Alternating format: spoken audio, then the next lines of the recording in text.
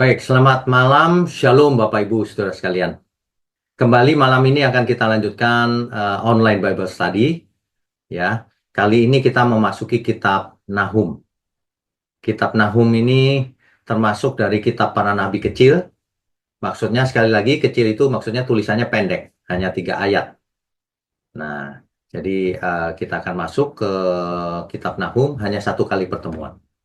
Nanti Rabu depan kita lanjutkan lagi ke kitab berikutnya. Untuk itu mari kita tundukkan kepala, mari kita berdoa.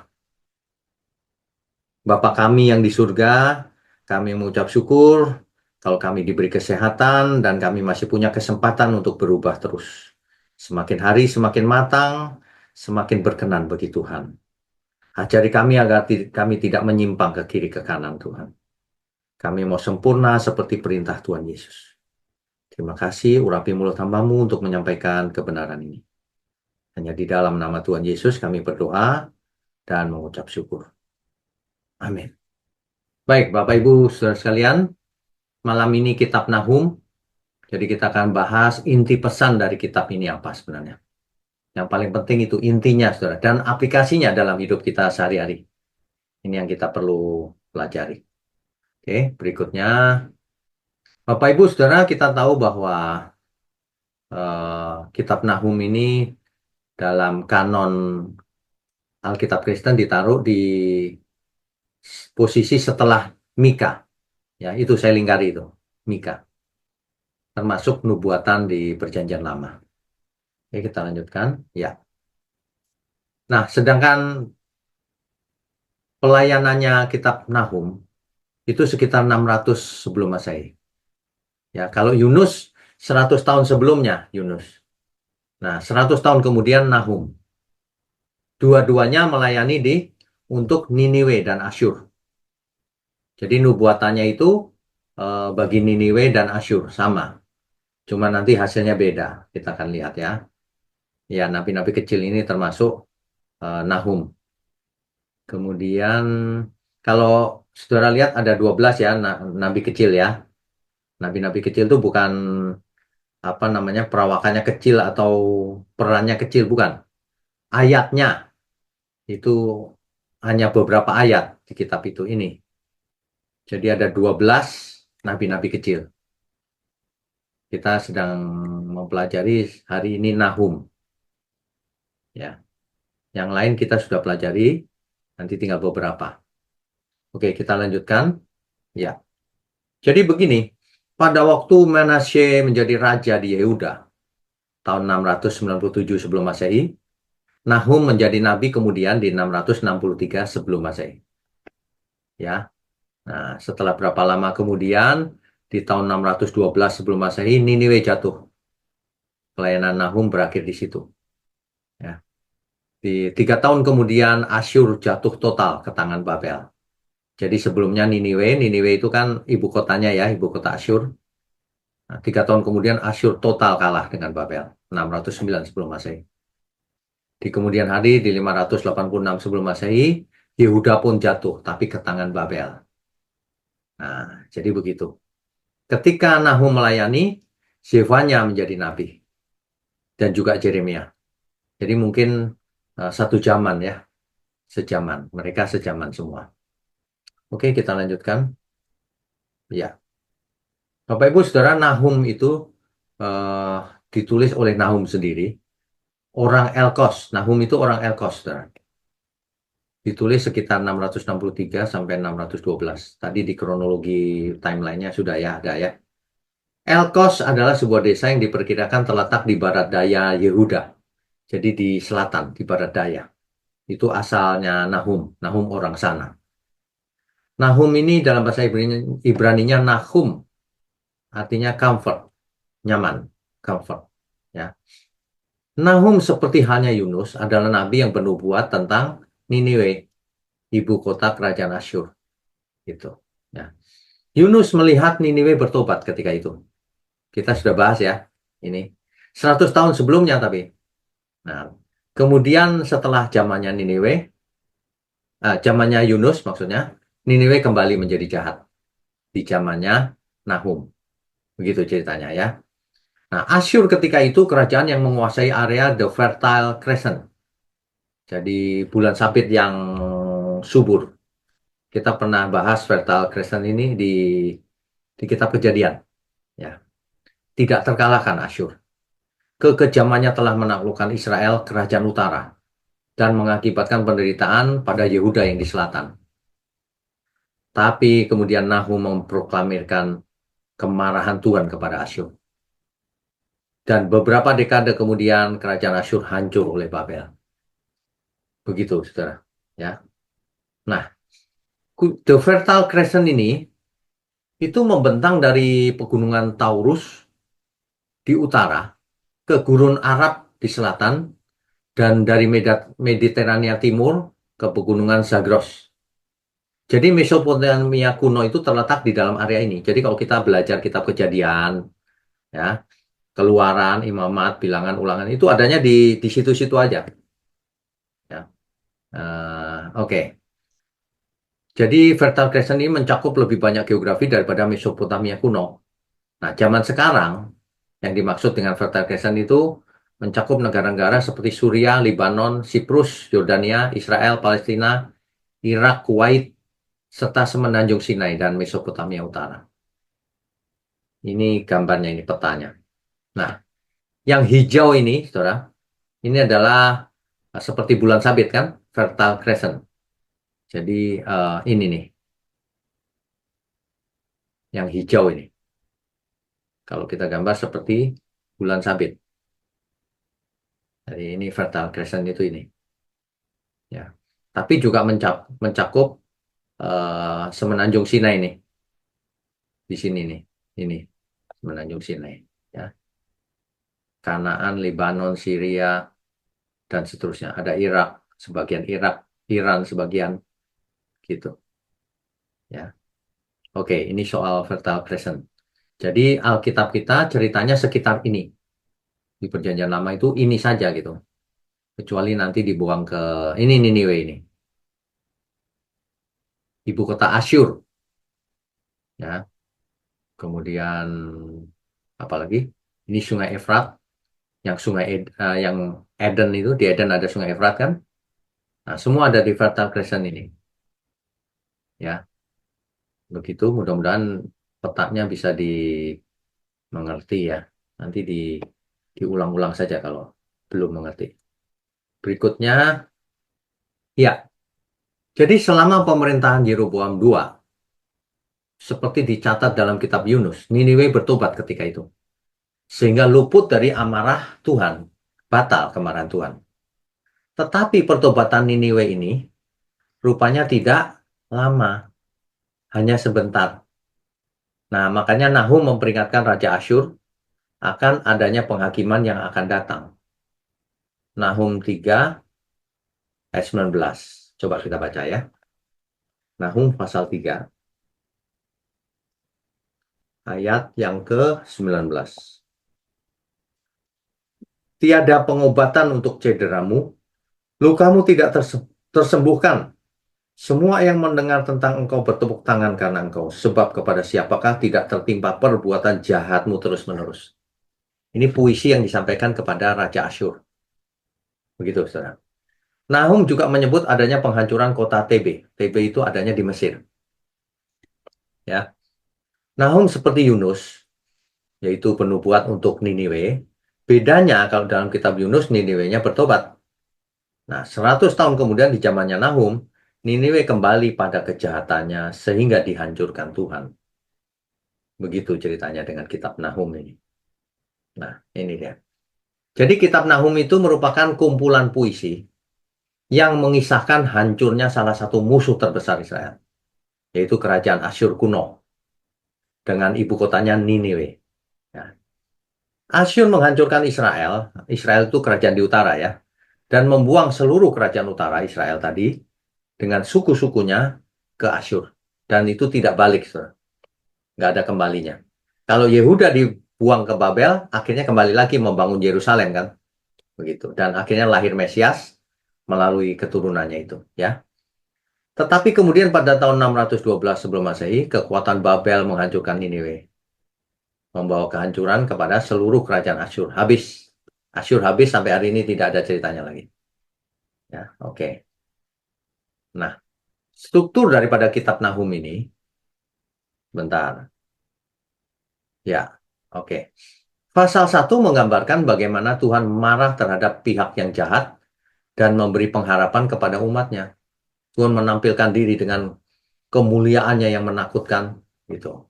Nanti bisa dibaca di Nahum pasal 1, Saudara. Itu adalah kumpulan puisi sebenarnya, ya.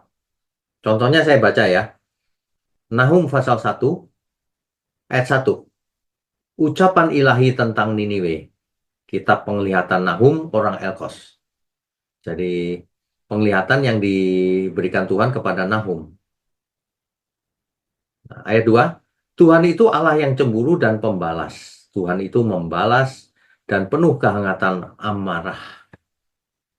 Tuhan itu pembalas kepada para lawannya dan pendendam kepada para musuhnya.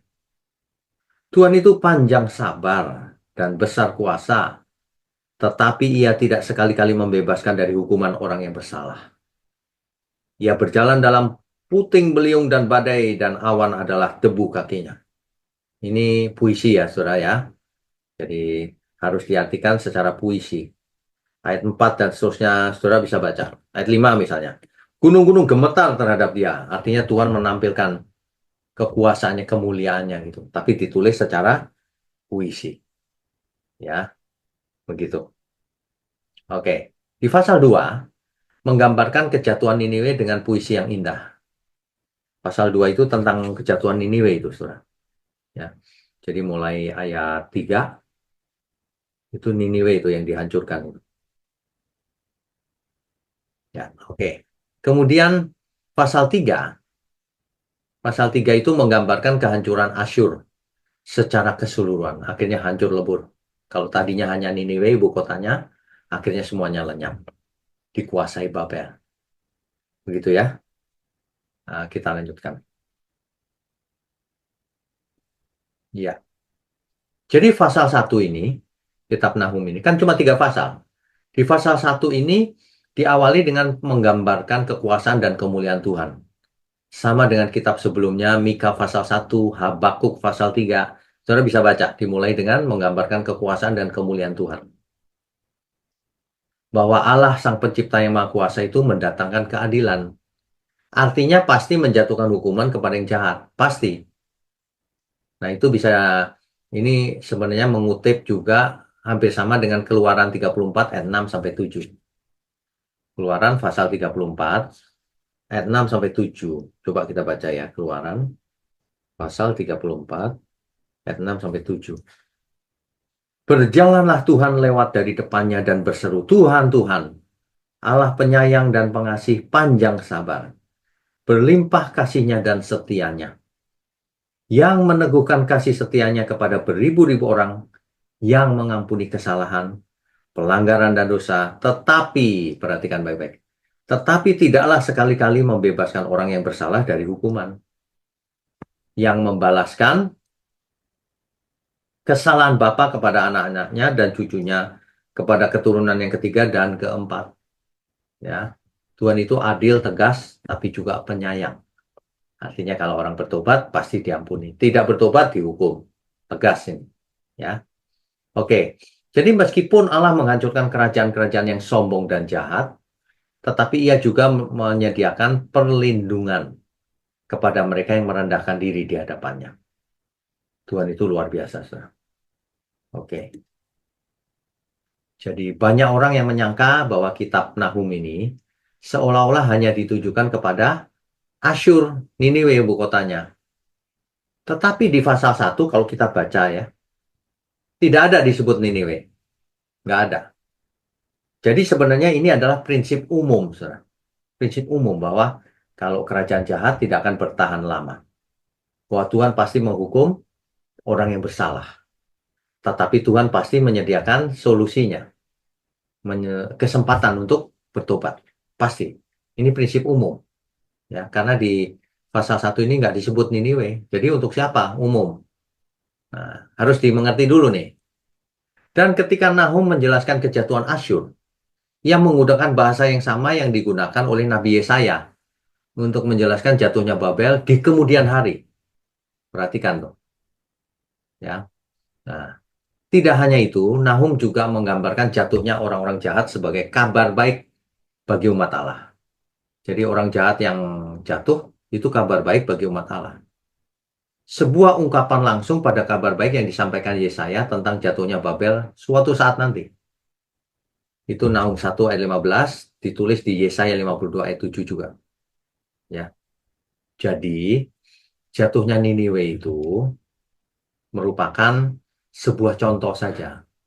Bagaimana Allah turut bekerja dalam sejarah. Ia tidak akan membiarkan kerajaan-kerajaan yang jahat bertahan selamanya. Pesan yang sama disampaikan eh, kepada Raja Nebukadnezar. Ditulis di kitab Daniel. Kita sudah bahas di sesi yang lalu tentang kitab Daniel yang berganti kerajaan, tapi tidak ada yang bertahan semuanya. Ya, oke, kita lanjutkan dulu. Pasal 2 menggambarkan pertempuran di Niniwe dan penggulingan kota itu dalam tahap-tahap yang progresif. Kita melihat barisan depan tentara Babel, serangan kereta perang, kekacauan di tembok kota saat kota itu ditembus, pembantaian orang-orang Niniwe, dan akhirnya penjarahan kota itu. Ditulis di pasal 2. Saudara bisa baca, tapi gayanya puisi. Ya. Nah, pasal 3 menggambarkan akibat kejatuhan kota itu bagi kekaisaran secara keseluruhan. Nahum mengumumkan malapetaka atas kota itu, yang raja-rajanya membangunnya dengan darah orang-orang yang tidak bersalah. Kejam sekali ini, Asyur. Sebuah gambaran tentang bagaimana ketidakadilan dibangun ke dalam sistem yang membuat bangsa itu berhasil. Kekerasan mereka telah menabur benih kehancuran mereka sendiri, dan dengan demikian Asyur jatuh di hadapan Babel. Buku ini diakhiri dengan ejekan terhadap Raja Asyur, saudara, yang telah tumbang, yang menderita luka yang fatal. Tidak seorang pun dari bangsa-bangsa yang telah ditindasnya menawarkan bantuan. Sebaliknya mereka merayakan kematiannya, karena jahat sekali Raja Asyur. Dan disitulah buku ini, kitab ini berakhir. Menggambarkan pesta yang mengerikan ini. Nahum adalah kitab yang suram sebenarnya. Tetapi penting untuk melihat bagaimana pesan Nahum membahas siklus, siklus tragis dan terus-menerus dari kekerasan, penindasan, dan penderitaan manusia. Bapak Ibu Saudara, kalau kita perhatikan sejarah dunia ini, selalu diwarnai dengan ini dari hari ke hari. Kekuasaan pemerintahan itu, kerajaan itu, selalu ada kekerasan, penindasan terhadap yang lemah, dan penderitaan. Siklus ini berulang terus, siklus tragis ini. Nah, sejarah manusia dipenuhi dengan suku-suku dan bangsa-bangsa yang meninggikan diri dan menggunakan kekerasan untuk mengambil apa yang mereka inginkan, yang selalu mengakibatkan hilangnya banyak nyawa orang yang tidak bersalah. Makanya dari dulu sudah terjadi pemerasan, korupsi. Kalau suatu kerajaan itu tidak bisa dipercaya atau jahat terhadap umat Tuhan, tidak akan bertahan. Tuhan akan menghukum pasti. Ya, ini hendaknya kita bisa belajar dari kitab Nahum ini, saudara. Kita lanjutkan dulu. Ya. Jadi kesimpulannya, kitab Nahum itu menggunakan Asyur dan Babel sebagai contoh saja. Jadi bukan khusus untuk Asyur dan Babel, ini sebagai contoh. Mengatakan bahwa Allah berduka dan peduli terhadap kematian orang-orang yang tidak bersalah. Dan bahwa kebaikan dan keadilannya mendorongnya untuk mengatur kejatuhan bangsa-bangsa yang menindas. Jadi Tuhan turut serta membuat kerajaan-kerajaan yang menindas tadi, yang tidak adil, yang korupsi, yang kejam, binasa, jatuh akhirnya. Ya. Penghakiman Allah atas kejahatan adalah kabar baik, tetapi merupakan kabar buruk bagi yang si jahat. Ya.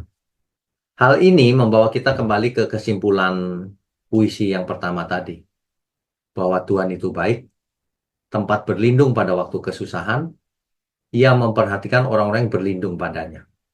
Nahum 1 ayat 7 itu. Ya.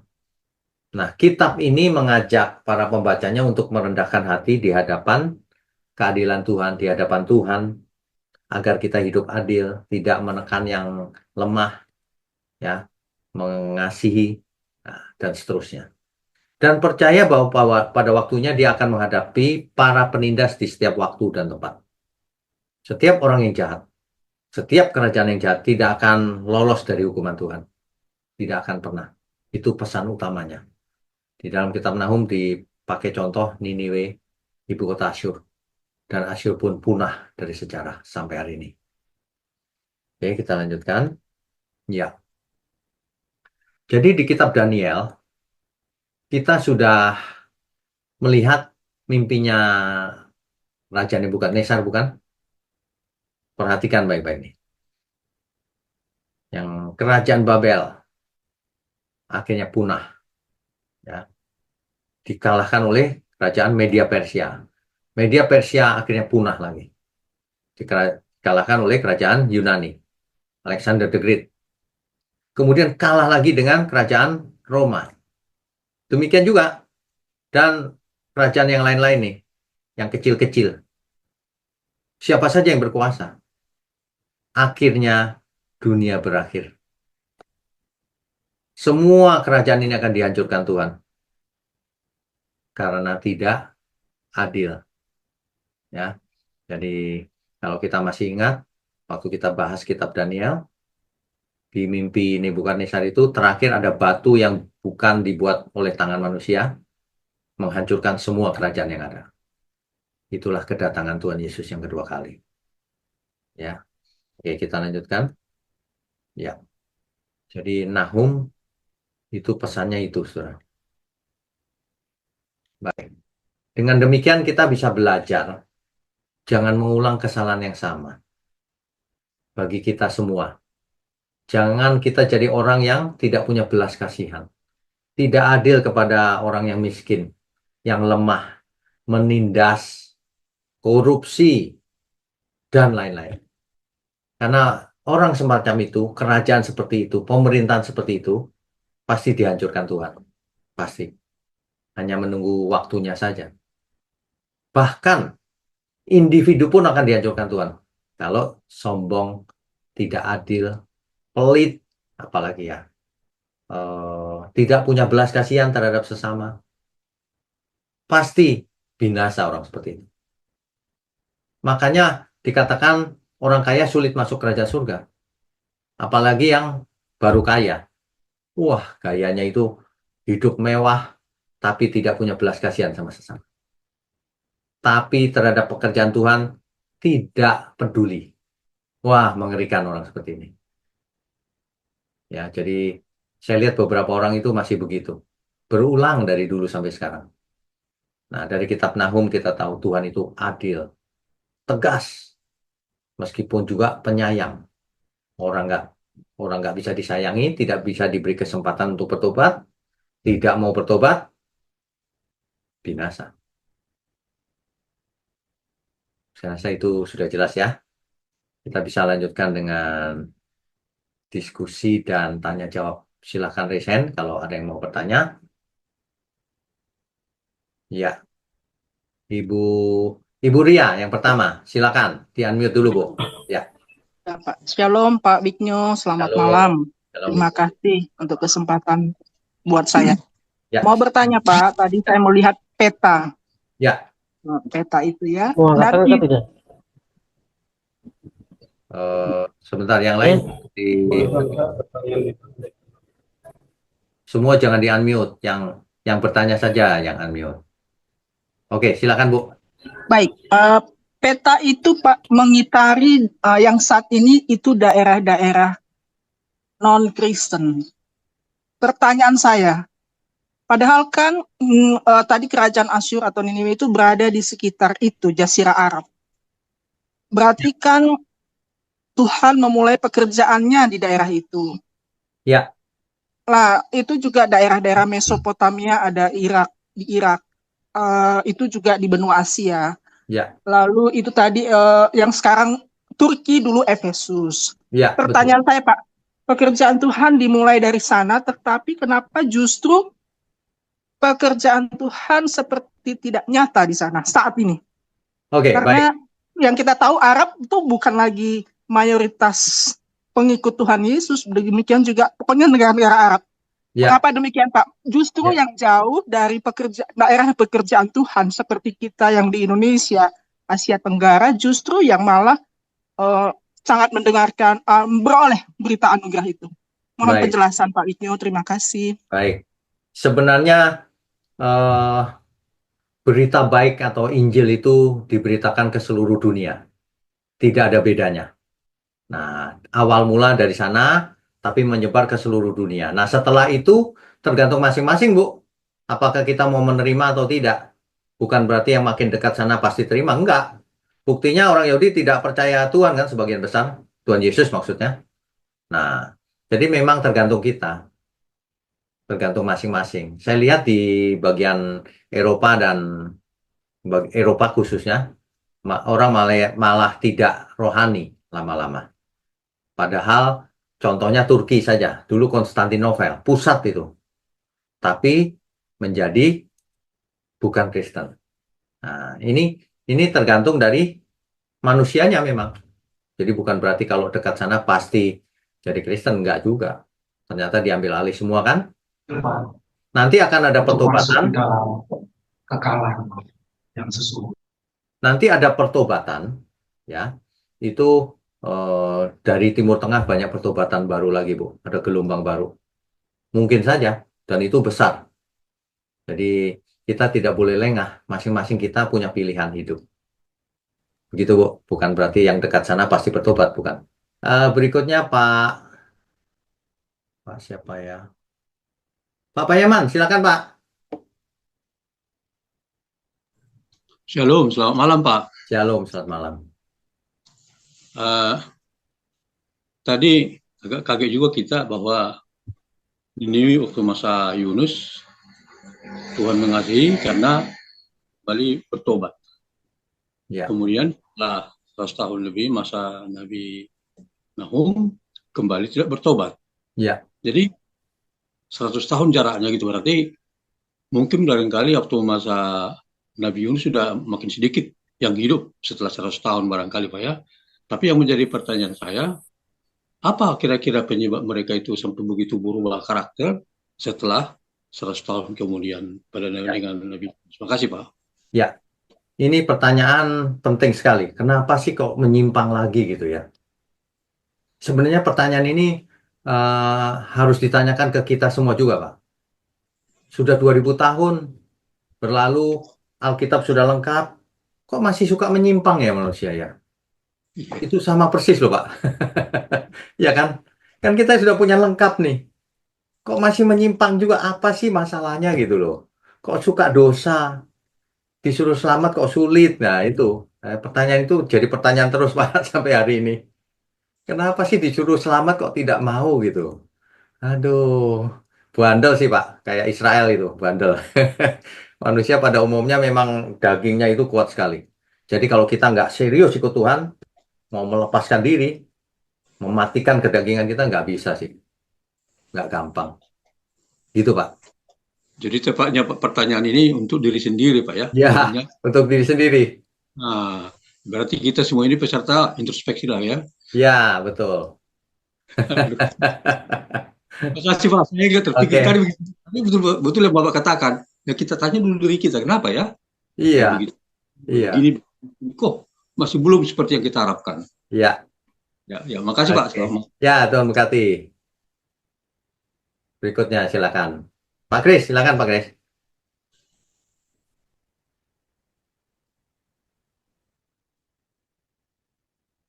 Ya, di-unmute dulu. Ya, Ya, malam Pak. Kalau selamat malam. eh, saya minta tolong dikoreksi Pak, betul atau salah. Kalau saya misalkan meskipun membaca seperti kitab Nahum ini, tapi saya dalam hal kalau membaca ayat-ayat yang berbunyi Tuhan murka dan lain sebagainya, saya nangkepnya itu sebetulnya lebih ke arah sabdanya atau ketetapannya itu konsisten, sama seperti orbit eh, planet-planet, tata surya ini sudah ditata dengan ketetapannya, sama juga kalau yang melanggar kena hukuman. Jadi saya agak kurang kurang nyaman dengan kalau maksudnya kita dari baca seperti itu seolah-olah nangkep bahwa Allah Bapa itu adalah pribadi yang ada emosionalnya kadang-kadang gitu Pak. Karena soalnya kalau nanti kita nangkepnya ke arah itu, waktu kita di kitab-kitab berikutnya misalnya di Zakaria, Maleaki itu kan sering disebut Lord of Hosts, Yod-Heh-Waw-Heh, apa? Saya malah jadi ngeblank. Tapi maksudnya Sefaot, Pak.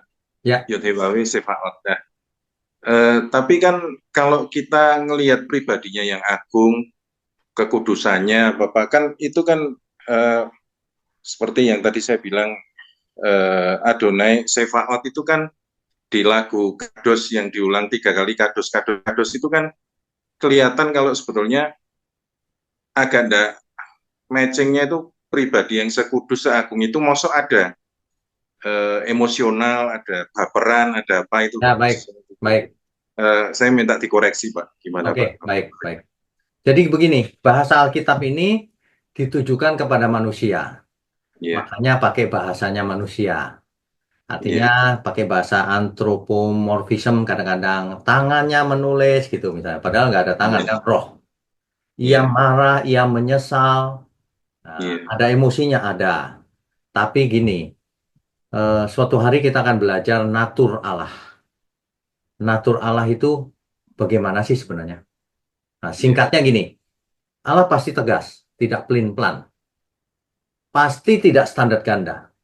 Kalau orang salah, harus dihukum. Mau umat pilihan mau bukan, sama hukumnya. Tegas, adil. Tapi ia juga punya natur kasih. Di samping natur-natur yang lain nanti, kalau kita belajar. Natur kasih ini dengan tegasnya ini pas, sempurna. Karena Allah itu sempurna. Jadi tidak mungkin tidak adil, tapi juga tidak mungkin tidak mengasihi. Nah, itu yang sulit dibahasakan. Makanya kalau kita belajar Alkitab harus lengkap. Kalau cuma sedikit atau sebagian nanti ketemu Allah itu pencemburu. Kok pencemburu? Gitu. Harus mengerti pencemburu itu maksudnya apa. Iya. Pencemburu ilahi, nah maksudnya apa gitu Pak Bes. Jadi memang bahasanya itu bahasa manusia. Ya, jadi terminologi yang bisa kita pahami sebagai Ya, pembaca ya. betul. Makanya Tuhan Yesus kan pakai perumpamaan-perumpamaan itu supaya seolah-olah kayak seperti paradigma yang surgawi itu bisa dipadankan dengan pemahaman kita itu kira-kira seperti apa, kan hanya itu Pak. Iya, dibuat analoginya. Yang kita cari di OBS ini kan sebetulnya kan bagaimana kita memahami paradigma surgawi itu sebetulnya kan Ya. dari tulisan gaya bahasa yang berbagai macam ini tuh Pak. Betul. Ini kalau kita baca ya Pak, puisi kan. Kalau orang nggak mengerti gambar besarnya, ini apa ya gitu. Tapi kalau gambar besarnya sudah tadi saya sajikan, nanti waktu baca sendiri udah ngerti. Gitu. Terus juga untuk sekedar info saya minta tolong dikoreksi Pak. Sebetulnya yang sering kali kita lihat kayak di kitab Nahum apa ini peringatan untuk bangsa Asyur. Saya kebetulan dulu pernah beli satu buku apa yang isinya banyak relief-relief semacam prasasti-prasasti dari zaman ke zaman. Oke. Di zaman Asyur ini beberapa prasasti itu rajanya ada juga yang di maksudnya ini ada di Niniwe juga, termasuk yang dirusak kemarin Pak itu. Ya. Rajanya itu megang kepala orang yang dipenggal, raja lain yang ditaklukkan itu maksudnya, maaf saya pakai bahasa yang seperti kayak mainan gitu Pak, kayak kalau kita sekarang modelnya ada boneka Labubu. Jadi sebetulnya itu untuk menjatuhkan mental bangsa-bangsa lain yang mau ditaklukkan sebetulnya. Ya. Cuma kan untuk bangsa lain itu kan, ternyata ada manusia yang derajat kejamnya jauh melebihi kita. Itu yang sebetulnya membuat Tuhan murka dan tidak ngampuni itu semacam itu. Hmm. Dan ternyata bangsa-bangsa berikutnya waktu naklukan kayak Babel apa itu malah bukan cuma satu tapi sampai belasan yang digantung di kuda atau apa kalau kita misalnya pernah lihat di film atau apa. Jadi sampai tadi yang saya setuju Pak Wiknyo bilang setiap kali ada penaklukan itu salah satunya kan kekejaman. Ya. Yang kita baca di Alkitab itu tertulis waktu penaklukan itu bahkan wanita yang mengandung dibelah sekalian Ya. sama bayinya. Ya. Ada itu di Alkitab. Ya. Beberapa puluh tahun yang lalu waktu pemusnahan bangsa Yahudi, mereka dimasukkan ke ruang gas dan terus dibakar begitu saja seperti. Jadi kadang kan yang seolah-olah kan kita kalau baca Alkitabnya cuma sepenggal kan cuma Allah kok kayak gitu ya, kok baperan atau apa. Tapi kejahatannya bangsa yang dimusnahkan itu kan kita kan tidak tahu sebetulnya. Ya, betul. Menurut Pak Wiknya gimana Pak? Ya, jadi gini, kita itu tidak boleh menghakimi atau menilai. Kenapa? Karena kita tidak punya informasi yang lengkap. Ya, Kekejamannya seperti apa sih? Sehingga suku Amalek itu harus dihabiskan semuanya. Kenapa? ya, Nah, banyak orang asal bicara enteng. Kalau orang ada di posisi sana baru tahu kekejamannya itu seperti apa. Di zaman gereja mula-mula itu para rasul. Tapi nyala aja mah, Itu tapi jangan bunyiin. jangan di-unmute ya. Di zaman para rasul itu kan orang-orang Kristen di Roma juga kejam sekali kan. Disate Pak, tubuhnya Iya. itu, diobor. Iya. Itu gila itu Kaisar Nero itu. Obor manusia. Waduh. Itu biasanya memang kan satu paket Pak, penaklukan itu untuk menghancurkan moral Ya, tempurnya bangsa lain supaya Iya. nyalinya ciut kan pamer kekejaman sebetulnya. Iya. Kan. Nah, di situ Tuhan marah sekali.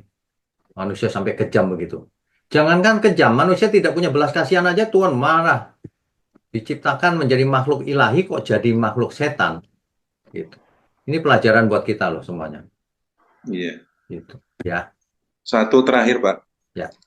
Tadi pertanyaan mengenai kenapa kok di Timur Tengah itu maksudnya orang Kristen makin sedikit itu Pak. Ya.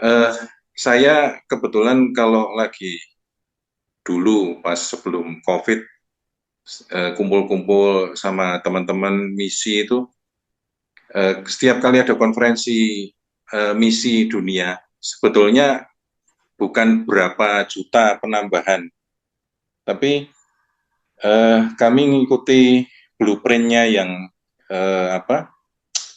itu perintah jadikan semua bangsa muridku atau bangsa atau suku. Jadi sebetulnya yang kami hitung itu suku mana yang belum terjangkau. Oke. Bukan berapa persennya, Pak. Jadi setiap kali ngumpul itu di data kayak kita bikin yang belum mana ini. Jadi sebetulnya teman-teman misionaris itu secara tidak langsung kayak mempercepat kedatangan Tuhan karena mereka berlomba dengan waktu untuk memuridkan semua suku bangsa sebetulnya. Iya, mengerti. Kalau mengenai berapa persennya kami patuh karena Tuhan Yesus sendiri bilang banyak yang dipanggil, sedikit yang dipilih karena prosentasenya populasinya bukan urusan kami itu, cuma kami berusaha menjangkau seluas mungkin. Menurut Pak Wiknyo gimana? Iya. Nah, saya setuju dengan itu. Ini termasuk kalau kita perhatikan penerjemahan Alkitab ke seluruh bahasa di dunia. Ternyata di seluruh dunia itu ada sekitar 7.000 sampai 8.000 bahasa loh. Ternyata. Nah, belum semuanya diterjemahkan. Nah, jadi itu termasuk jadikan semua bangsa muridku lewat itu juga tuh terjemahan yang versi lokal dari seluruh bahasa di dunia.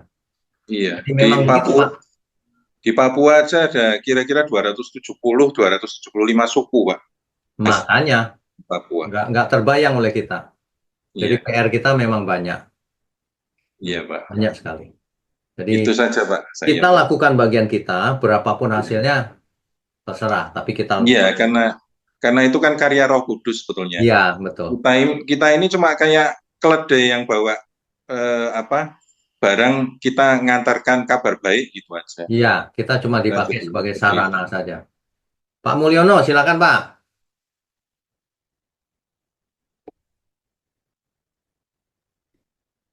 Ya, malam Pak Wiknya. Malam.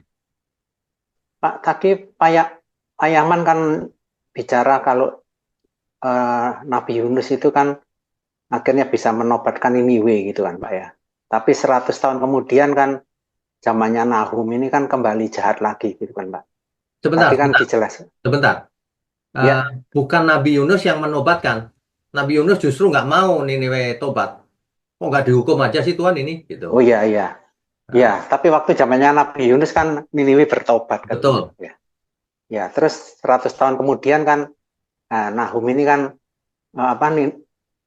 Asyur kan kembali jahat kembali kan gitu Pak.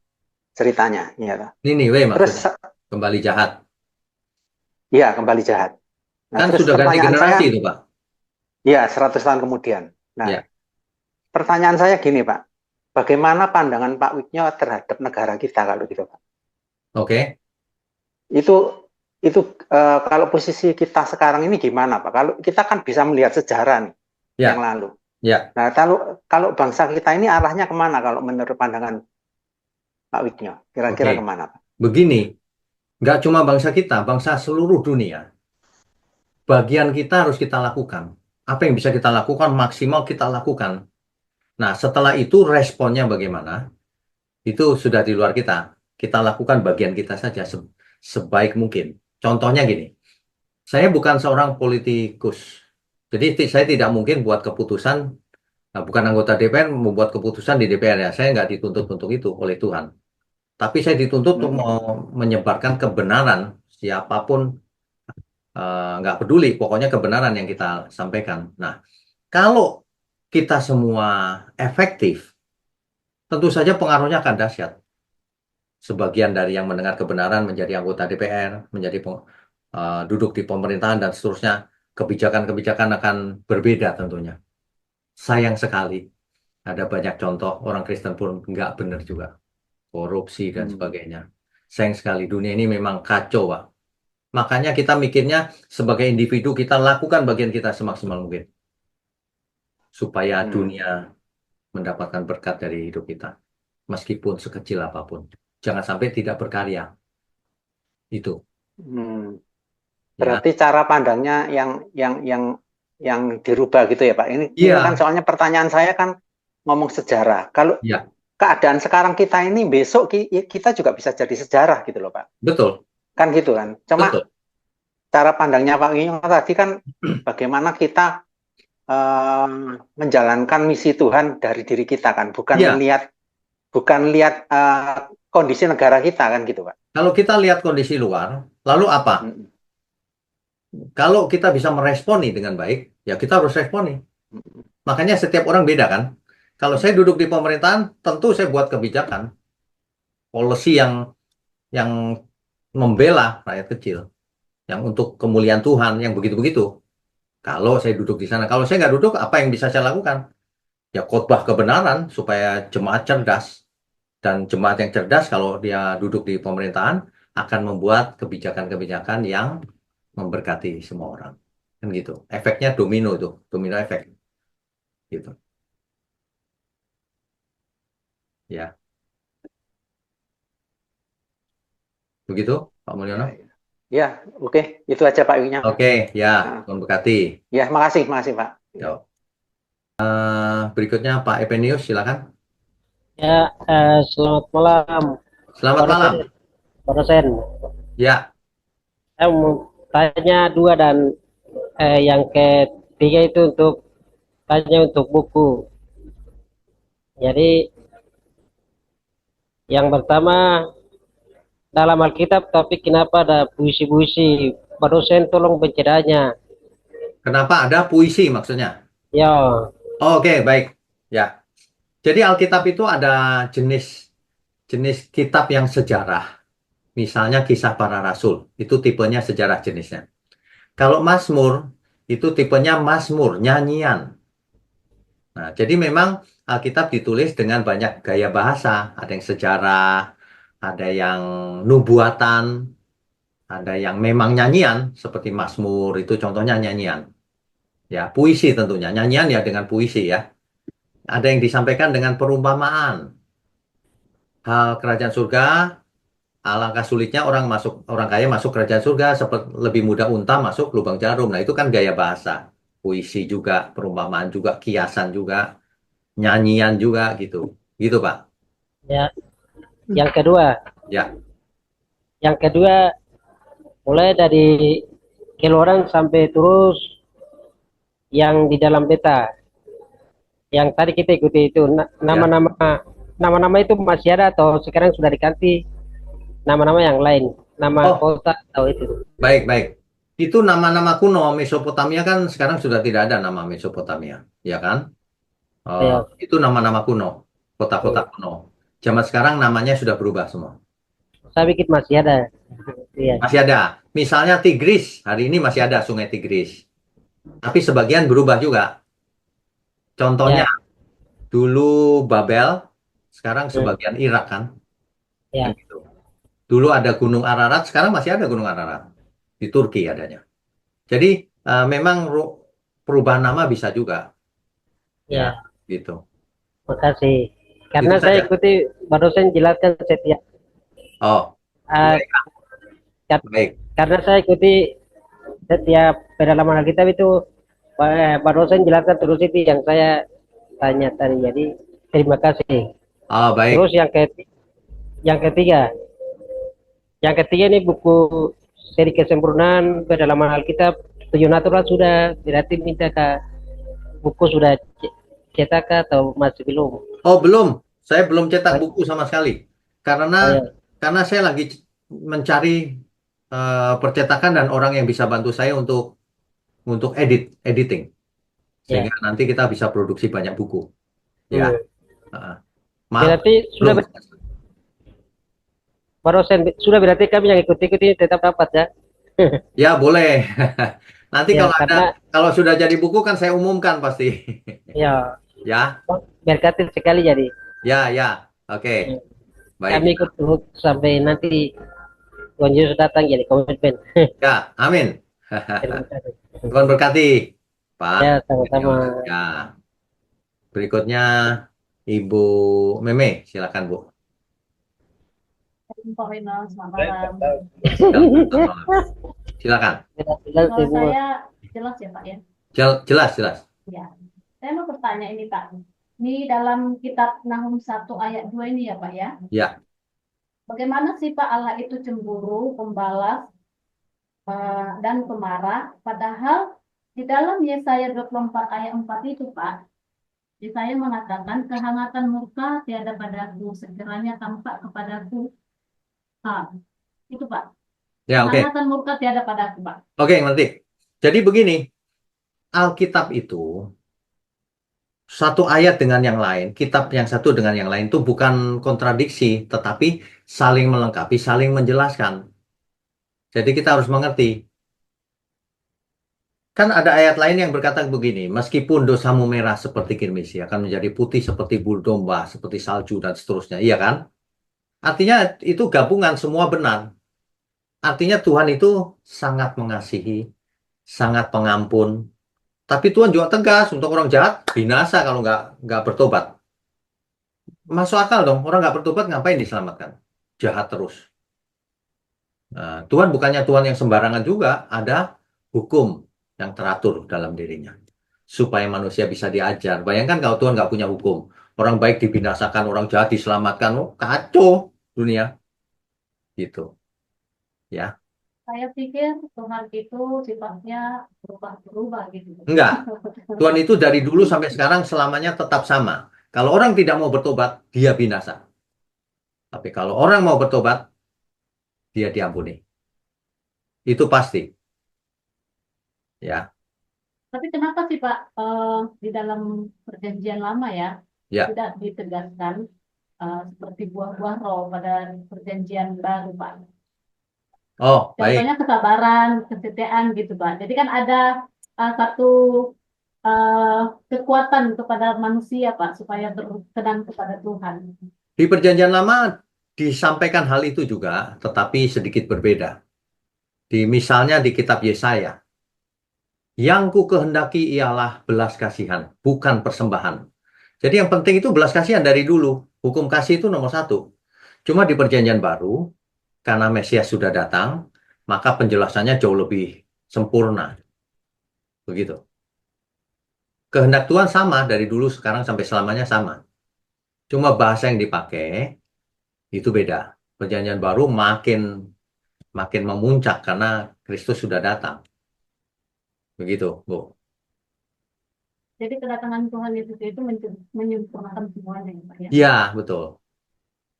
Bahkan seseorang tidak bisa punya iman yang sempurna kalau tidak belajar sama Tuhan Yesus. Sebab ia yang menuntun kepada kesempurnaan iman. Ya, nanti kita akan bahas banyak itu ketika kita sampai perjanjian baru. Sebentar lagi kan kita sampai perjanjian baru ini. Ya, Satu lagi boleh ya Pak ya? boleh, silakan. Ini agak bingung juga sih Pak. Nah, dalam kitab Nahum 1 ya Pak ayat 14. Ya. Nahum 1 ayat, 14 Pak. oke. Nah, karena Nah, Allah akan melenyapkan patung berhala ya Pak. Mengapa masih ada berhala sih Pak pada masa Paulus itu yang 1 Korintus 10 ayat 19 sampai 20 ya Pak ya? sekarang juga masih ada berhala, Bu. Jangan heran. Oh, Iya, dulu ada ya, sekarang aja ada. Ya kan? iya Pak. Nah, Tapi iya. kan di Nahum 1:14 itu kan inilah perintah Tuhan, tidak akan ada lagi keturunan dengan namamu dan nama Allah akan melenyapkan patung itu Pak. Iya, Patung pahatan. iya. Tuhan bicara begitu. Namamu nggak kutulis lagi. Artinya ini bahasa-bahasa kamu nanti nggak selamat loh. Gitu loh. Aku paling tidak suka berhala dan seterusnya. Gitu loh. Bukan Oh, berarti lalu sekarang semua bersih seluruh dunia. Enggak. iya gitu. Bukan begitu. Ya. Ya Pak, ya Pak, ngerti. Oke. Ya Pak, makasih ya Pak. Tuhan berkati. Tuhan berkati, Shalom. Berikutnya Bu Patricia, silakan. Shalom Pak Weknyo. Shalom. Iya, saya mau tanyakan, tadi kata Bapak Allah itu kalau ada orang salah itu menghukum. Nah, sementara pernah dijelaskan ke saya bahwa Allah itu nggak pernah menghukum. Jadi manusia itu dihukum oleh perbuatannya sendiri. Nah, itu gimana, Pak? Oke, baik. Jadi kita kembali ke Alkitab saja, Ibu. Ya. Sejak di kitab Kejadian, ketika Adam dan Hawa jatuh dalam dosa, lalu diusir oleh Tuhan. Bukan mengusir diri sendiri loh. Diusir oleh Tuhan. Itu dihukum namanya. Ya. Dari kitab Kejadian sampai Wahyu, yang menghukum Tuhan. Bukan diri sendiri yang menghukum. Makanya Tuhan menghajar juga anak yang dikasihinya. Supaya apa? Supaya berubah. Gitu. Tuhan yang menghukum. Tapi Tuhan kalau di ya, kitab silakan. Yakobus itu kok ada kata-kata manusia itu dihukum oleh dirinya sendiri gitu Pak. Nggak ada, Bu. Perbuatannya sendiri gitu. Kalimatnya begini. Setiap manusia dihakimi menurut perbuatannya. Yang menghakimi siapa? Tuhan. Oh. Hakimnya kan Tuhan, Bu. Bukan saya menghakimi diri sendiri lalu saya salah lalu menghukum. Bukan. Yang menghakimi Tuhan. Hakimnya Iya, itu Tuhan. Jadi yang menghukum Tuhan. Oh, Ya. iya. Iya. Terima kasih, Pak. Itu saja. Oke, Tuhan berkati, Ibu. Baik, berikutnya Pak Julius ya. Silakan Pak Julius.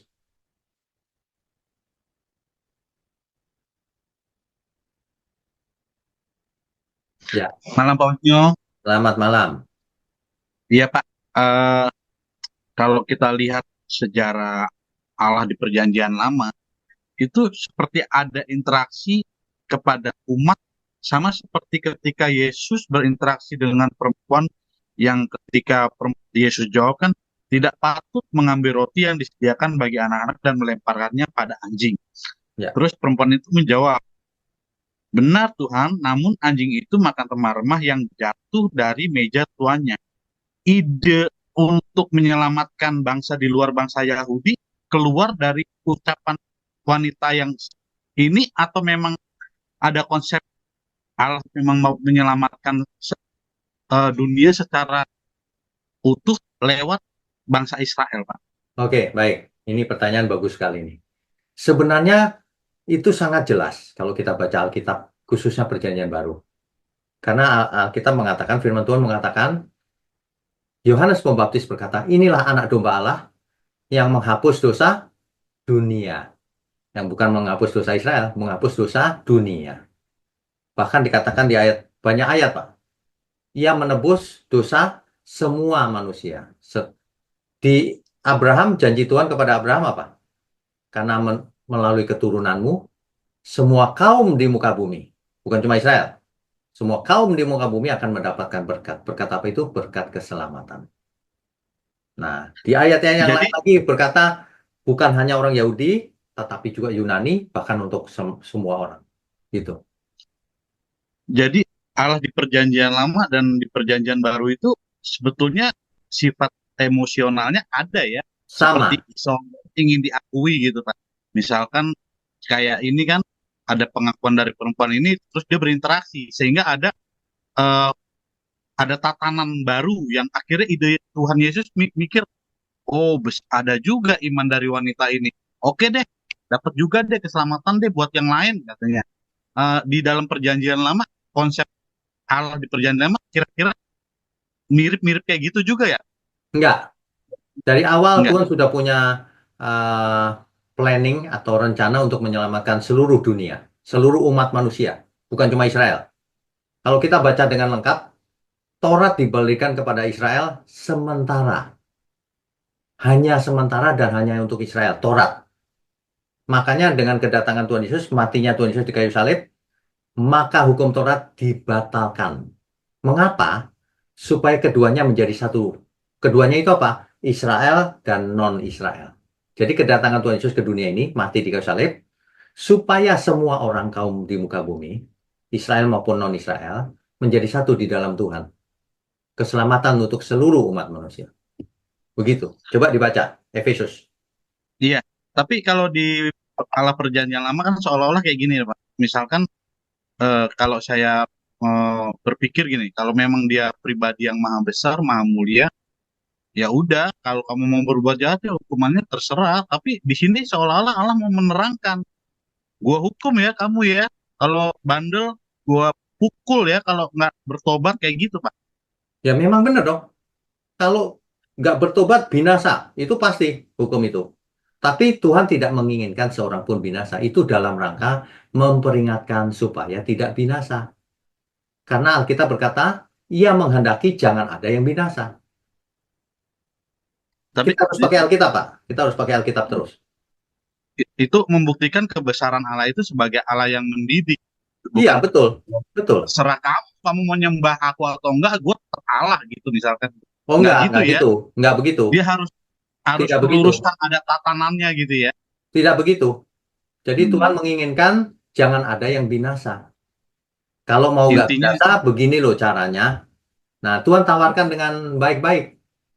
Jadi kalau ada manusia yang binasa, ya memang salahnya sendiri sih. Kok tidak mau, gitu. Ditawarin. Bahkan Tuhan kalau Yesus memang mati untuk kita semua, bahkan. Kan gitu ya. Allah harus mengutus Tuhan Yesus putra tunggalnya itu Ya, memang itu bukti kan? dia mau Itu bukti. Itu bukti menceritakan bahwa pribadinya, kasih itu kasih bukti itu bahwa ya dia Allah lah. begitu mengasihi manusia, kan gitu. Iya. Yohanes 3 ayat 16 itu bukti bahwa Allah mengasihi manusia sehingga putra tunggalnya diberikan turun ke bumi jadi manusia kosong seperti kita supaya kita bisa menjadi seperti dia, kan gitu. Kalau Yesus Pak itu menurut pendapat Pak Igno akan ada beberapa ayat dia putra tunggal atau yang dianggap yang sulung. Misalkan Pak, waktu itu Yesus nggak jadi naik ke kayu salib, ada nggak pribadi lain yang bisa naik ke kayu salib Tidak ada, untuk menyelesaikan? tidak Nggak ada, ada. nggak ada. Karena tulisannya itu putra tunggal, tidak ada yang lain. Kalau dibilang yang sulung, apakah ada satu Nanti dulu, keluarga yang sulung apa? itu apa konteksnya dulu? Yang sulung itu begini loh. setelah Yesus mati di kayu salib, ia mencapai kesempurnaan, ia menjadi yang sulung dari antara banyak saudara. Gitu loh maksudnya, bukan yang sulung Oh, di surga. Makanya oke. kita disebut memiliki karunia sulung roh. Supaya kita bisa Oh, menjadi seperti yang sulung, seperti Tuhan Yesus gitu loh. Bukan Tuhan Yesus di surga sulung, terus ada banyak nanti dikirim lagi, kirim lagi. Bukan itu konteksnya. oke, Ya, oke. Nah, oke. Pak, kalau misalnya di dalam kekristenan ya, Pak, Ya, kalau misalnya orang luar kan setelah meninggal dia bisa temu surga dengan 27 bidadari. Nah, kalau di dalam kekristenan kita ketemu terus menyembah. Kalau menurut Pak Wiknyo bagaimana, Pak? Atau kita menjadi eh Yesus yang sulung, tapi kita di bawahnya Yesus yang kedua, ketiga di antara penguasaan eh, alam semesta, atau cuman di surga nyembah aja. Kalau surga nyembah aja, malaikat aja, Pak. Gimana? ya. Jadi Alkitab mencatat, kita harus balik ke Alkitab selalu. Alkitab mencatat kalau seseorang meninggal hari ini, kalau ia orang percaya dibawa ke Firdaus, tempat yang nyaman. Kalau ia orang jahat, ia ke dunia orang mati. Tapi itu belum ada kebangkitan, baru roh kan. Nanti kedatangan Tuhan Yesus yang kedua kali, yang di Firdaus dibangkitkan, diberi tubuh kemuliaan, dibawa ke surga. Yang mati di dunia orang mati dibangkitkan juga, tapi ditinggal di bumi jadi lautan api. Kematian kedua itu namanya. Itulah neraka. Nah, lalu di surga ngapain? Nyembah-nyembah tok, nyanyi-nyanyi tok? Enggak, bukan itu. Di Alkitab enggak begitu. Tuhan Yesus berkata, Harusnya lebih banyak lagi ya, Pak ya. nah Tuhan Yesus Lebih berkata begini. kreativitas lagi dibanding di bumi ya. Tuhan Yesus berkata begini, engkau akan memerintah bersama aku. Iya, itu dia Mas. Ya, jadi gini, di sana kan langit bumi baru. Di bumi kan kita disuruh bekerja, menguasai bumi untuk Tuhan dan sebagainya. Ya, sama. Cuman bukan yang sekarang ini bayangannya. Seperti yang mula-mula, kita belum tahu mula-mula seperti apa. Kan gitu. Iya, Ya. Pak. Jadi bukan nyembah-nyembah melulu, apalagi nyanyi-nyanyi pakai paduan suara gitu, orang nggak tertarik ke surga lama-lama. Iya, Bukan. itu dia makanya. Enggak begitu. Oke. Iya, dah. Lucu Terima juga kasih Pak ya. Wikno. Ya, Tuhan berkati. Terakhir, Pak Petrus ya. Oh, ada Bu Mariana nanti. Sebentar, Pak Petrus dulu. Ya, shalom, malam. Silakan. Pak, mungkin ini saya mau bertanya. Kemarin ada teman bertanya kepada saya Ya, silakan. tentang apakah manusia di zaman Tuhan Yesus masih diuji apa tidak. Kemarin saya sudah coba sedikit menjelaskan lewat ayat firman Yesaya 48 ayat 10. Ya. Sesungguhnya aku telah memurnikan engkau, namun bukan seperti perak, tetapi aku telah menguji engkau dalam dapur kesengsaraan. Saya sudah cukup sedikit menjelaskan bahwa Tuhan itu sampai sekarang masih menguji. Menguji itu artinya bisa lewat sakit penyakit, bisa lewat segala permasalahan. Tapi Bapak ini tidak mau terima apa yang saya masukan dari saya. Jadi malam hari ini saya mau minta jawaban yang lebih lagi dari Pak Wiknyo. Apakah di zaman sekarang ini manusia masih diuji apa tidak? Baik. Ini pertanyaan bagus sekali. Jadi begini loh, kalau kita mau mengerti itu harus seluruh Alkitab. Jangan cuma satu kalimat, dua kalimat, satu ayat, dua ayat. Harus lengkap. Saya bacakan salah satunya ya. 2 Korintus 5 ayat 10. Sebab kita semua harus menghadap tahta pengadilan Kristus. Supaya apa? Supaya setiap orang memperoleh apa yang patut diterimanya. Sesuai dengan yang dilakukannya dalam hidupnya ini, baik atau jahat. Nah, jadi kita lagi dididik nggak sama Tuhan? Dicobai nggak? Dididik nggak? Diuji nggak? Ya jelas, karena Alkitab berkata apa? Hidup ini adalah wajib ikut perlombaan. Perlombaan itu apa? Ujian. Proses. Bagaimana seseorang bisa hidup kudus? Tidur semalam terus kudus besok? Kan nggak bisa lewat proses. Semuanya proses, sederhana aja kok. Nggak usah pakai ayat juga orang tahu. Iya, betul. Mengampuni aja belajar, mana bisa mengampuni langsung. Betul Pak, saya sudah coba menjelaskan juga lewat kehidupan anak bersekolah. Anak sekolah aja mau menghadapi satu ujian untuk supaya dia mencapai kelulusan, dia harus belajar dan akan mengikuti ujian itu sehingga dia bisa naik kelas atau lulus. Ya. Kalau saya menjelaskan seperti itu, kasih contoh seperti itu, tapi tetap ngeyel aja nggak mau. Dia bilang sudah Begini, tidak Pak. ada lagi. Sudah Begini. tidak ada lagi. Kalau menghadapi orang yang ngeyel-ngeyel begitu, meskipun sudah dijelaskan pakai contoh sederhana, tetap tidak mau, ya sudah Pak, nggak usah diterusin, percuma ngomong. Buang Tadi Bapak energi. tadi di 2 Korintus berapa tadi, Pak? 2 Korintus 5 ayat 10. Ayat 10. Baik, Pak. Terima kasih, Pak Wigyo. Nanti saya akan coba sampaikan ayat ini ke dia lagi. Mudah-mudahan dia mau terima dan mengerti. Satu lagi Pak, ditulis Ibrani 12 ayat 1. Bentar, Pak. Ibrani 12 berapa? ayat 1. Kita itu ikut perlombaan yang diwajibkan. Berlomba. Ujian itu sebenarnya. Ibrani 12 ayat 1, Pak. Ya. Ya, baik, Pak.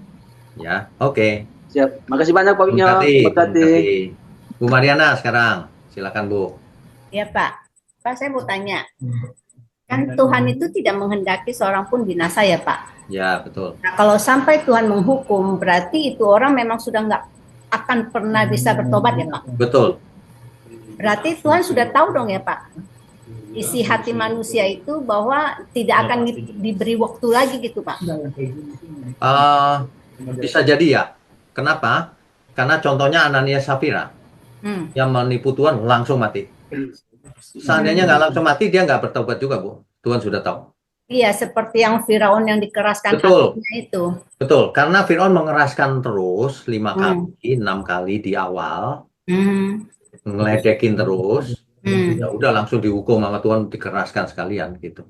Oh iya ya, karena terpikir gini, kan Tuhan itu kan maha kasih, Ya. memberikan waktu. Ada yang diberi waktu, ada yang enggak. Berarti kalau yang diberi waktu, berarti Tuhan tahu nih orang pasti bisa bertobat gitu ya Pak. Bisa kita simpulkan gitu nggak ya Pak? Bisa jadi, tetapi hari ini orang jahat pun dikasih Tuhan sampai umur panjang. Jadi sebenarnya nggak bisa dirumuskan gitu. Oh nggak bisa ya Pak ya? Hari ini orang yang jahat umurnya panjang Bu, ya biarin aja. Iya. Tapi kalau nggak bertobat juga, tetap hukumannya. Oh jadi itu otoritas Tuhan lah ya Pak? Otoritas Tuhan. Bilangnya ya. Jadi Betul. tidak ada rumusan bahwa kalau Tuhan sepertinya dari awal Tuhan udah tahu nih orang pasti nggak bisa bertobat, nggak begitu ya Pak ya? Kita nggak usah berandai-andai dari pihaknya Tuhan, kita berandai-andainya dari pihak kita. Ya. Aku mau bertobat apa enggak gitu. Ya. Karena itu timbul saja pertanyaan. Ya, mengerti. Berarti Tuhan tahu dong isi hati orang ini gitu. Mengerti. Kok tidak dikasih waktu gitu. Ya. Ya, oke Pak, itu aja. Ya. Tuhan pasti tahu sih Bu. Contohnya, Ya. contohnya Fir'aun. Tuhan tahu, udah mengeraskan hati, ya udah dikeraskan sekalian. Iya, Ya. berarti Tuhan tahu persis mana yang bisa bertobat, mana yang enggak Ya. gitu ya. Ya. Ya, oke Pak. Terima kasih ya Pak. Tuhan berkati. Tuhan berkati juga. Terakhir Pak Hardi, silakan Ya. Pak. Selamat malam Bapak Pendeta. Selamat malam. Bapak, kalau saya bertanya kepada Bapak, apakah ini benar Pak Wigyo yang bicara? Iya betul. Bukan, maksudnya gini. Suatu saat bisa jadi Pak, ini avatar. Nah, apakah dengan uji kebenaran itu bisa dilacak bahwa ini yang bicara benar-benar Bapak Pendeta Wigyo? Itu Bisa, satu. Yang kedua, kalau toh nanti dalam bentuk avatar, kalau nanti ujung-ujungnya membawa keselamatan, berita keselamatan, apakah itu bisa kami terima ya, dengan keyakinan iman kami? Itu Pak. Ya baik, ngerti. Yang penting itu pesannya Pak. Pesannya itu kalau kebenaran harus diambil, aminkan. Apakah itu keluar dari mulut saya sendiri?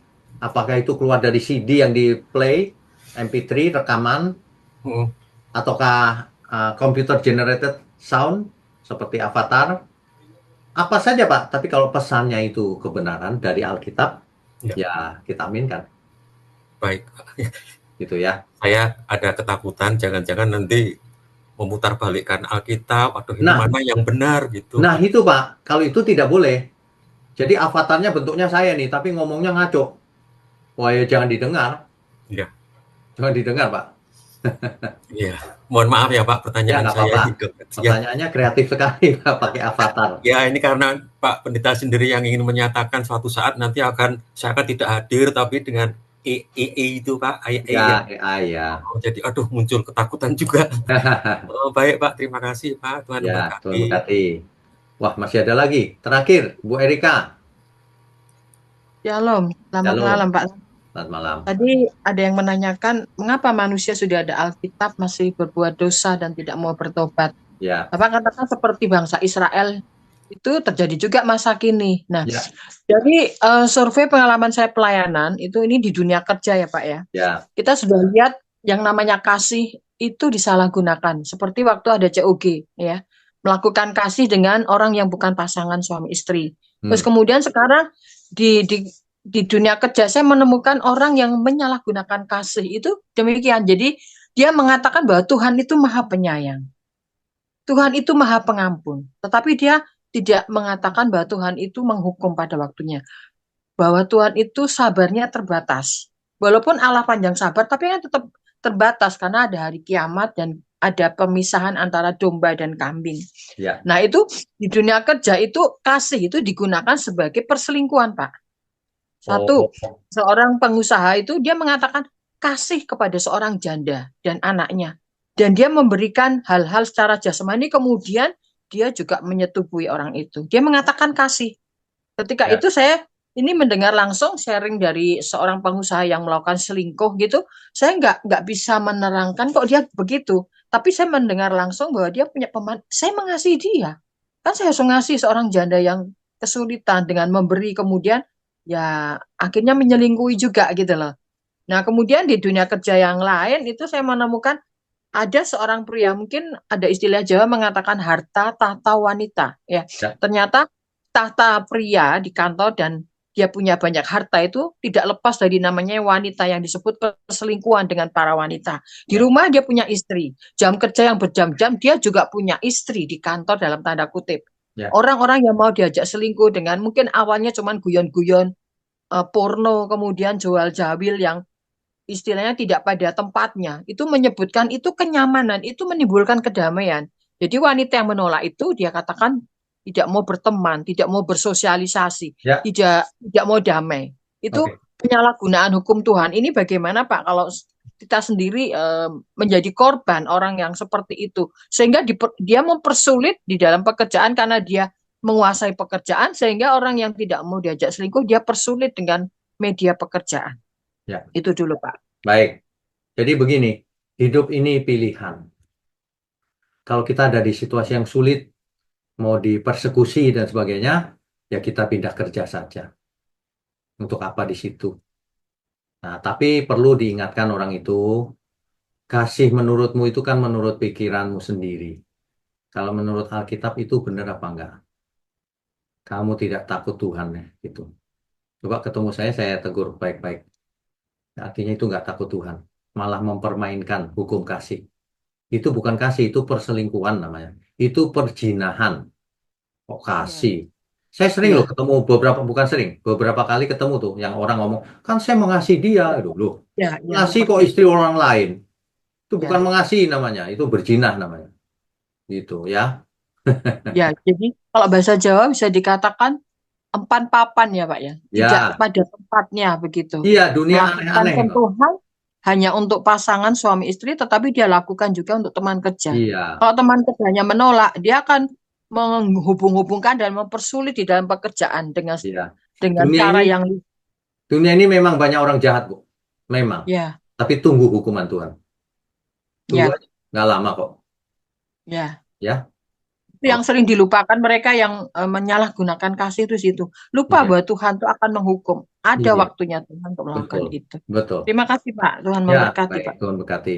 Terakhir Ibu Mika ya. Terakhir. Selamat malam Pak Wisnu. Selamat malam, silakan. Pak, saya mau tanya, saya lihat di Matius, Markus, sederhana saja, cuman saya mau yang lebih fix begitu. Ada kan di Matius 16 itu, setiap orang yang mau mengikut aku, ya harus menyangkal dirinya, memikul salibnya dan mengikut aku. Yang saya mau garis bawahi di sini Pak, tentang menyangkal diri. Yang dimaksud Tuhan Yesus menyangkal diri itu bisa Bapak tolong berikan contoh yang lebih konkret begitu. Baik. Terima Baik. kasih, Pak. Ini tentu saja menjadi pertanyaan bukan hanya Ibu, banyak orang. Menyangkal diri itu apa sih sebenarnya? Masa mau menyangkal gini, aku bukan Wigno, bukan itu maksudnya. Ya, ya. Menyangkal diri itu menyangkal manusia lama kita. Oh. Jadi aku itu sukanya ini loh, tapi yang ini itu berbuat dosa, tidak berkenan bagi Tuhan. Kusangkali, aku nggak suka itu. Begitu, Bu. Kalau mau pakai kalimat lain, mematikan diri, mematikan manusia lama, mematikan keinginan daging, tepat. Itu maksudnya. Mematikan keinginan daging. Menyangkal diri itu, saya suka itu, tapi tidak berkenan. Kusangkali aja, aku nggak suka. Gitu. Begitu, Pak, ya. Mematikan manusia lama kita. Oh, begitu. Ya. Baik, ya, hanya Itu itu, saja. Pak. Oh, baik. Terima kasih, Pak. Tuhan memberkati. Tuhan memberkati, Ibu. Baik, Bapak Ibu, Saudara, kita sudah selesai, sudah jamnya juga sudah lewat sedikit. Kita berdoa yuk. Bapa kami yang di surga, terima kasih untuk malam ini. Ada banyak pertanyaan yang sangat memberkati kami. Terima kasih, Tuhan berkati program online Bible Study ini agar menjadi berkat bagi seluruh dunia. Terima kasih Tuhan, kami percaya Tuhan berkenan atas apa yang kami lakukan. Hanya di dalam nama Tuhan Yesus kami berdoa dan mengucap syukur. Amin. Saudara sekalian, bicara soal kebenaran, setiap orang merasa benar. Makanya semua kecap dinomor satukan. Ada orang yang mengatakan saya paling benar, ini paling benar, itu paling benar. Mana sebenarnya yang paling benar? Oleh sebab itu, hadiri seminar 7 natur kebenaran dan aplikasinya. Seminar ini wajib dihadiri oleh para teolog, apologet, pengkhotbah, bahkan oleh para jemaat sendiri. Agar kita bisa membedakan manakah yang benar, manakah yang salah. Inilah alat uji kebenaran yang sangat objektif dan alkitabiah. Pastikan saudara ikut dan ajak seluruh saudara dan sahabat-sahabat. Bapak-bapak dan ibu-ibu yang terkasih dimanapun berada, yuk kita belajar pelajaran Alkitab bersama secara online setiap hari Rabu jam 7 malam bersama pendeta Bapak Wignio Tanto secara online, bisa melalui Zoom. Tetapi kita harus mendaftarkan dulu ke nomor berikut ini. Selamat bergabung dan Tuhan Yesus memberkati.